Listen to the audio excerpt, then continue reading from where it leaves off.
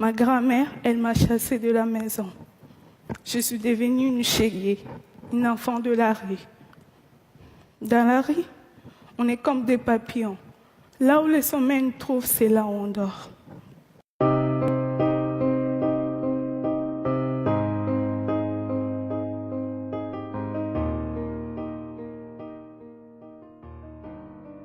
Je suis née en République démocratique du Congo, dans une bonne famille, oui.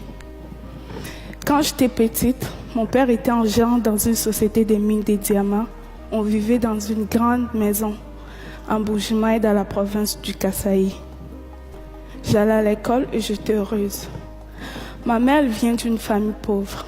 À cause de cela, la famille de mon père n'aimait pas ma mère. Puis un jour, mon père a perdu son travail. J'avais 6 ans. Il a dit à ma mère d'aller avec moi à Kinshasa avec ma sœur et mes 4 frères. Il a dit qu'ils viendront nous rejoindre pour trouver du travail. En réalité, sa famille lui avait demandé de se débarrasser de nous.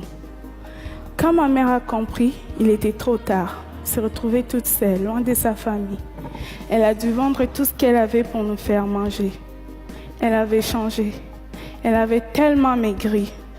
Ma mère a même fait venir notre grand-mère pour nous aider, mais nous avions toujours faim.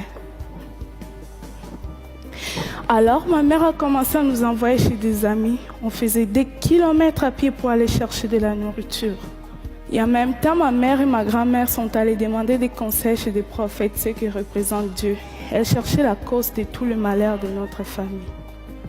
Le problème est qu'elle m'avait amené chez un faux prophète. Et il a été décidé que c'était moi la cause et que j'étais une sorcière. Les charlatans m'ont parlé pendant plus d'1 heure pour que j'accepte que je sois une sorcière. Il a crié sur moi sans arrêt. Ils m'ont fait boire 5 litres d'eau avec des herbes dégueulasses. Imaginez-vous la scène, une enfant de 7 ans face à plusieurs adultes qui crient sans arrêt. Comme la situation ne changeait pas dans la maison, sans argent, sans nourriture, ma mère a décidé de partir avec sa sœur en Angola pour aller trouver du travail. Leur plan n'a pas marché. Et ma mère se retrouvait toute seule, coincée en Angola, sans argent, sans nourriture. Et finalement, elle n'est pas revenue. Contre sa volonté, elle a été forcée de nous abandonner elle aussi. Et on est resté avec grand-mère. Pendant 2 ans, j'ai été traitée comme une sorcière. Elle a dit à tout le monde de ne pas m'aider, de ne pas me parler, de ne pas jouer avec moi.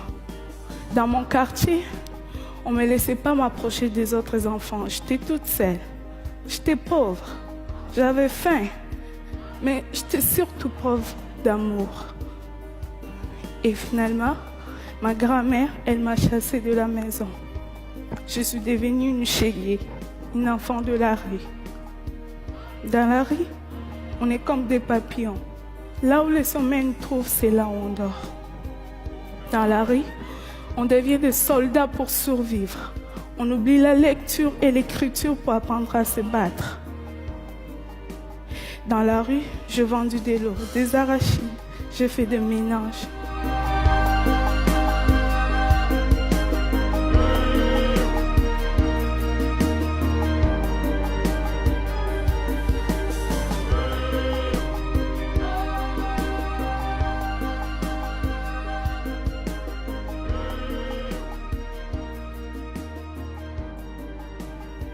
Le film a eu beaucoup de succès. Je suis passée des rues de Kinshasa au tapis rouge des festivals. J'ai reçu même l'Ours d'argent en 2012 à Berlin.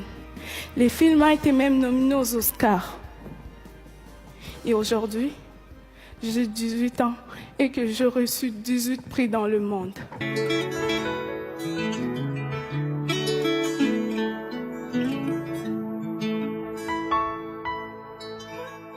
Quels que soient tes revers, même si tout va de travers, et si tout semble être à l'envers, prends courage, persévère.